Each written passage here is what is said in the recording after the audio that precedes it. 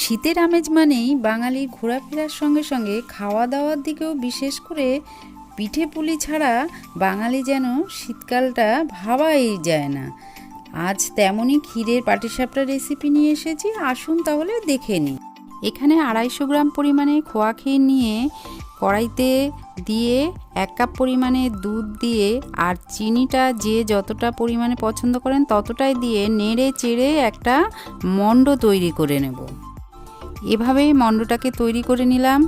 এদিকে একটা বাটিতে 1 কাপ পরিমাণে সুজি, হাফ কাপ পরিমাণে ময়দা দিয়ে 2 চামচ পরিমাণে চিনি, সামান্য একটু লবণ দিয়ে আর পরিমাণ মতো দুধ দিয়ে অল্প অল্প করে একটা ঘন ব্যাটার তৈরি করে নেব।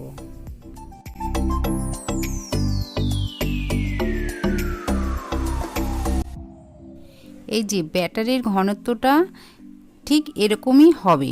5 মিনিট ঢাকা দিয়ে একটু স্ট্যান্ডিংয়ে রেখে দেব।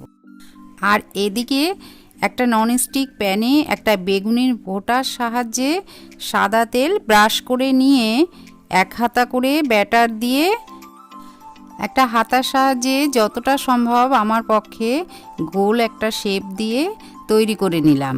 এবার ক্ষীরের পুরটাকে দিয়ে এইভাবে ফোল্ড করে তৈরি করে নেব।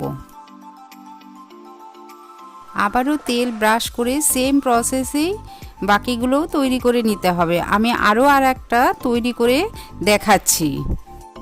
এভাবে একে একে সমস্ত পিঠেগুলোকে তৈরি করে নেওয়ার পর একটা বাটিতে কিছুটা পরিমাণে দুধ নিয়ে ঘন করে জাল দিয়ে পিঠের ওপর ছড়িয়ে দেব।